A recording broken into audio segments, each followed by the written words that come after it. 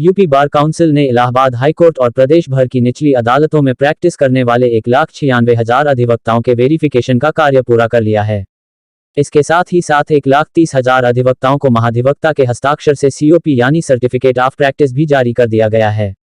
UP bar council के अध्यक्ष श्रीश कुमार मेहरोत्रा के मुताबिक बार काउंसिल ऑफ इंडिया के निर्देश पर तैयार की गई सत्यापन प्रक्रिया के तहत ही अधिवक्ताओं का वेरिफिकेशन कराया गया है। इन अधिवक्ताओं को COP जारी करने से पूर्व उनके प्रमाण पत्रों की जांच कराई गई है। बार काउंसिल ऑफ इंडिया ने certificate and place of practice नियम 2015 बनाया है, जिसके तहत अधिवक्ताओं का वेरिफिकेशन कराए जाने का निर्देश जारी हुआ था। यूपी बार काउंसिल के अध्यक्ष के मुताबिक यूपी बार काउंसिल में अब तक लगभग 4.25 लाख अधिवक्ता पंजीकृत हो चुके हैं, जिनमें से 1,96,000 अधिवक्ताओं का नियमानुसार और पारदर्शी ढंग से वेरिफिकेशन का कार्य पूरा हो चुका है, जबकि अन्य अधिवक्ताओं का वेरिफिकेशन का काम अभी चल रहा है। उन्होंने कहा है कि यूपी बार काउंसिल हमेशा अधिवक्ताओं के हितों के लिए काम करता है। कोरोना संक्रमण काल में भी यूपी बार काउंसिल ने अधिवक्ताओं की बढ़ चढ़कर मदद की है।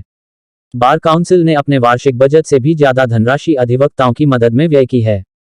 उनके मुताबिक बार काउंसिल में पंजीकृत अधिवक्ताओं को इलाज के लिए आर्थिक मदद 2.5 गुना बढ़ाकर 25,000 कर दी गई है। इसके साथ ही 70 वर्ष की आयु तक अधिवक्ता की मृत्यु होने पर 5 लाख की आर्थिक सहायता दिए जाने का प्रावधान कर दिया गया है। 70 वर्ष के बाद किसी भी आयु में मृत्यु होने पर 1.5 लाख की आर्थिक सहायता दिए जाने का प्रावधान यूपी बार काउंसिल ने किया है। इसके साथ ही बार काउंसिल ने बार एसोसिएशन को पुस्तकालय और लाइब्रेरी के लिए 1.25 लाख की आर्थिक सहायता मंजूर की है। यूपी बार काउंसिल के अध्यक्ष श्रीश कुमार मेहरोत्रा के मुताबिक नए अधिवक्ताओं को लाइब्रेरी के लिए 15,000 रुपये दिए जाने की योजना भी सरकार ने बनाई है। इस योजना पर अमल के लिए सरकार पर यूपी बार काउंसिल दबाव बनाएगा। वहीं वकीलों पर हो रहे हमले और वकीलों की हत्याओं को लेकर एडवोकेट प्रोटेक्शन एक्ट की मांग के लिए यूपी बार काउंसिल अधिवक्ताओं का एक सम्मेलन आयोजित करने पर भी विचार कर रहा है, जिसमें एडवोकेट प्रोटेक्शन एक्ट के सभी पहलुओं पर विचार विमर्श किया जाएगा। अच्छा, हमने जब एक दिन की हड़ताल कॉल करी थी तो उस पर बार काउंसिल ऑफ इंडिया ने एक लेटर हमको सुझाव का ये दिया कि हड़ताल जो है किसी चीज़ का विकल्प नहीं। बार काउंसिल ऑफ यूपी एक जिम्मेदार संस्था है और वो जानती है कि हड़ताल किसी चीज़ का विकल्प नहीं है, ये हम मानते हैं। उद्वेलित हो गई थी हमारी जितनी भी यूनिट्स थे, हमारे जो लोकल बार एसोसिएशन थी, अगर उन लोगों ने अपना एक कॉल दे दी थी हड़ताल के लिए, तब इन परिस्थितियों में बार काउंसिल ये समझती है कि हम और अन्य उपाय, जैसे कि हम एक सेमिनार इस मुद्दे पर बुलाना चाह रहे हैं पूरे राष्ट्र के सभी बार काउंसिल्स के, जिसके बारे में अभी वो हमारा प्रक्रिया जो है वो अभी प्रक्रिया अंतर्गत है। सेमिनार को बुलाना बहुत गहराई से और बड़ी गंभीरता से अधिवक्ता महसूस कर रहे हैं, और जब किसी सरकारी डॉक्टर के खिलाफ बगैर जो केटी थॉमस की रूलिंग है, उसमें डॉक्टरों को एक बाकायदा कानून के द्वारा सुप्रीम कोर्ट ने इस रूलिंग के द्वारा उनको एक बचाव दे रखा है कि उनके खिलाफ कोई भी FIR तब तक नहीं होगी जब तक कि 3 पैनल सरकारी डॉक्टरों का उनको छूट नहीं दे देता है। तो इस तरीके के बचाव की ज़रूरत अधिवक्ताओं के लिए भी महसूस की जा रही है। तो महसूस करें, और 2 राज्यों में देश के ये एक्ट पारित हुआ है, तो वैसा एक्ट यूपी में भी पारित हो सके, ऐसा बार काउंसिल की एक इच्छा है। तो एक तो ये मुद्दा है जो एकदम आपने देखा कि ऐसा कई दशकों बाद हुआ कि जितना आंदोलन एकदम इस घटना पर शहनापुर पे आया। पहला मुद्दा।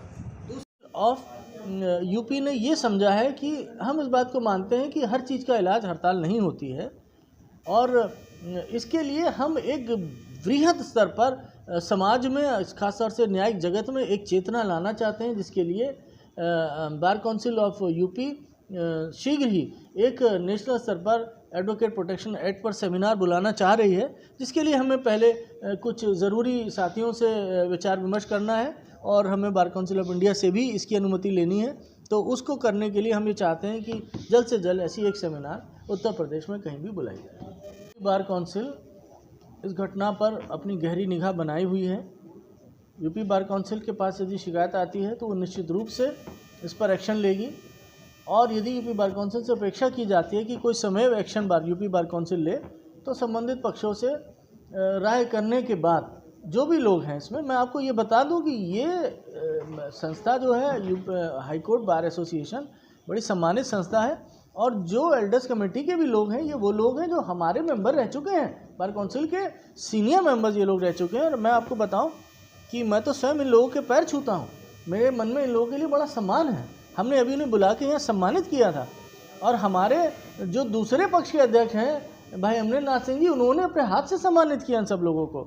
अब कुछ घटनाएं ऐसी हो गई, किस चीज़ के चलते हो गई, मैं उस पर कुछ अभी कोई टिप्पणी नहीं करना चाहूँगा। दूसरी तरफ भाई अमरेंद्र नाथ सिंह हैं जो हमारे सम्मानित मेंबर हैं, और आप लोग जानते होंगे कि हाईकोर्ट के जजी के लिए उनका नाम अंतिम स्तर तक पहुंच चुका था।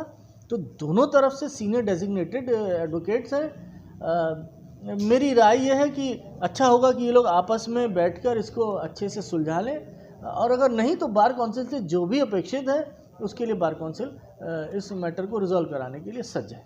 ठीक, जैसा मैंने आपको पहले बताया कि सुप्रीम कोर्ट ने अजय कुमार सांगवान के केस में एक निश्चित प्रक्रिया का बनाकर बार काउंसिल ऑफ इंडिया ने उस पर वेरिफिकेशन रूल्स बनाए हैं। ये वेरिफिकेशन रूल्स आप लोगों के बीच में अभी प्रसारित कर दिए गए हैं। ये वो रूल्स की कॉपी है। इन रूल्स के तहत प्रदेश के महाधिवक्ता ने हमारे जो मेंबर हैं श्री नगराहा जी, उनके सारे डॉक्यूमेंट चेक कराए और उनको सही पाए जाने पर उनको एक प्रैक्टिसिंग एडवोकेट होने का सर्टिफिकेट जारी किया जो 2022 तक लागू है। तो नियमानुसार पारदर्शिता से और सख्ती से सारे डॉक्यूमेंट्स को चेक किया गया। और साथ ही हमारे पूर्व अध्यक्ष श्री जानकी शरण पांडे जी ने ये मुझे बताया है और ऑर्डर पास किया इस बारे में कि जानकी शरण पांडे जी के ओरिजिनल कागजात उन्होंने देखे हुए हैं। परंतु मैं इतना ज़रूर बोलना चाहूँगा, हालांकि ये बात बोलते हुए मुझे बहुत अच्छा नहीं लग रहा है, कि जिसने शिकायत करी है एक बार उसका कंडक्ट ज़रूर देख लिया जाए कि वो व्यक्ति किस रंजिश के तहत इस तरीके की फिजूल की बातें कर रहा है। और हम एक संस्था है, हमने पूरी प्रक्रिया हमने आत्मावलोकन किया, हमारे से जो एक्सपेक्टेड था हमने वो सारी प्रक्रिया फॉलो करी, और हम इसीलिए आप लोगों के सामने आए हैं कि आप लोगों को सच्चाई का हम लोग और आप हमसे सवाल कर सकें, उस चीज़ को हम आपके सामने ला सकें। कोर्ट में भी ये प्रक्रिया चल रही है। मैं समझता हूँ कि कोर्ट की जो एक सम्मान है, कोर्ट की जो एक कॉन्फिडेंशियलिटी है, उसको देखते हुए मैं उस बारे में कुछ कहना नहीं चाहूँगा। लेकिन हाँ, हम अपना वर्जन कोर्ट के सामने रखेंगे। लेकिन मैं एक चीज़ और कहना चाहूँगा कि ये समाज को समझना पड़ेगा कि मेरी नाक जो है सिर्फ वहीं तक है जहाँ तक सामने वाले की नाक शुरू नहीं होती। जैसे ही दूसरे की नाक शुरू हो जाएगी, मेरी नाक ख़त्म हो जाती है। ये संदेश हमें ज़रूर समझना चाहिए। हम लोग मर्यादा में रहते हैं, लेकिन हमारी मर्यादाओं को इस तरीके से तार ना किया जाए। डॉक्टर साहब, आपका सवाल बहुत प्रासंगिक है। जब से बार काउंसिल बनी है तब से लेकर आज तक लगभग 4.25 लाख अधिवक्ता बार काउंसिल के द्वारा एनरोल किया गया है। उसमें से लगभग 2 लाख, अगर मैं एग्जैक्ट संख्या बोलूं तो 1,96,000 अधिवक्ता को आज हमारा COP सर्टिफिकेट ऑफ प्रैक्टिस दिया गया है, जो 2015 में अजय कुमार सांगवान सुप्रीम कोर्ट का केस ला था, उसके चलते वेरिफिकेशन रूल्स बनाए गए। उस प्रक्रिया को फॉलो करते हुए नियमानुसार पारदर्शिता और सख्ती से हमने ये वेरिफिकेशन सर्टिफिकेट जारी किए हैं। इनमें से अधिकतर सर्टिफिकेट्स, लगभग 1,30,000 सर्टिफिकेट्स को प्रदेश के वर्तमान महाधिवक्ता के साइन से जारी किया गया है। और जहां तक बात कल्याणकारी योजनाओं की है, तो आपको बता दूं कि कोरोना काल में देश की सभी संस्थाओं ने विभीषिका झेली है। बार काउंसिल ऑफ यूपी उन बहुत कम संस्थाओं में से एक है जिसने अपने सालाना बजट से ज़्यादा अपने अधिवक्ता साथियों पर खर्च कर दिया है। और ऐसा करने में हमने ये इस सिद्धांत का दिमाग में रखा कि संस्था की असली ताकत उसकी इकाइयों से है, ईंटे गारे चूने की उसकी बिल्डिंग से नहीं है। हमने आपको बता दें, कल्याणकारी योजनाओं में कोई साथी 70 साल से अगर कम में कोई अधिवक्ता फौत होता है, नहीं रहता है, तो उसके घर वालों को 5 लाख रुपए ट्रस्टी कमेटी से दिया जाता है। 70 साल के ऊपर 1.5 लाख रुपया बार काउंसिल अपने फंड से देती है। हमने कोरोना काल में मेडिकल एड को 2.5 गुना बढ़ा के 25,000 रुपये कर दिया है, जो बार काउंसिल ऑफ यूपी देती है। और गंभीरतम बीमारी में बार काउंसिल ऑफ इंडिया भी उत्तर प्रदेश के अधिवक्ताओं को ये धनराशि प्रदान करती है।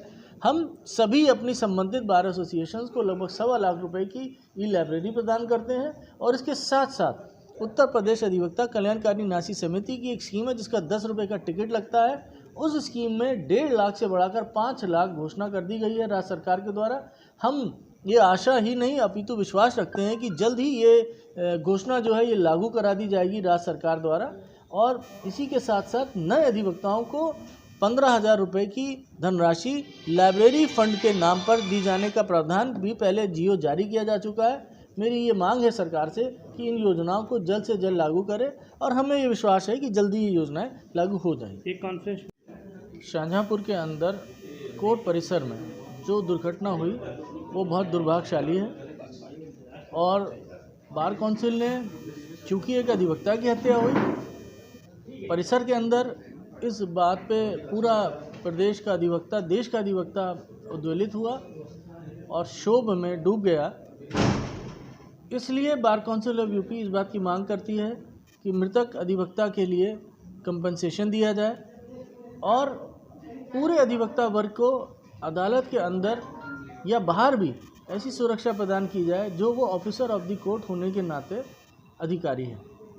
हमें मांग करते हैं सरकार से, हमें मांग करते हैं हमारे न्यायिक परिवार के मुखिया से कि जो एडवोकेट प्रोटेक्शन एक्ट की मांग है उसको बल दिया जाए और उसको लागू कराया जाए। परंतु इसका एक दूसरा पहलू भी है कि यहाँ पर मारने वाला भी अधिवक्ता था।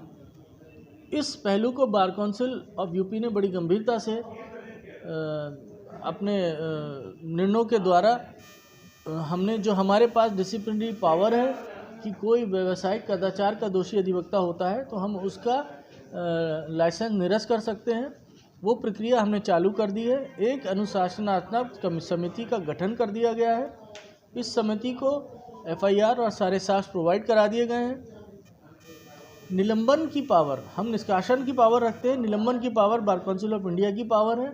हमने बार काउंसिल ऑफ इंडिया को भी लिख दिया है कि वो इस केस में निलंबन की पावर का इस्तेमाल करे और उसके लिए पत्रावली उनको हम लोग भेज रहे हैं। तो बार काउंसिल ऑफ यूपी ने दोनों पक्षों पर, एक अधिवक्ता के रूप में वो लोग मुकदमे लड़ रहे थे, वो ठीक था, लेकिन जैसे ही कानून में हाथ लिया एक अधिवक्ता ने, हमलावर अधिवक्ता ने, तो बार काउंसिल उनकी कोई भी मदद नहीं करेगी और वो अपने आप को, देखिए, साम्य उन्हीं की मदद करता है जो साम्य का अनुपालन करते हैं।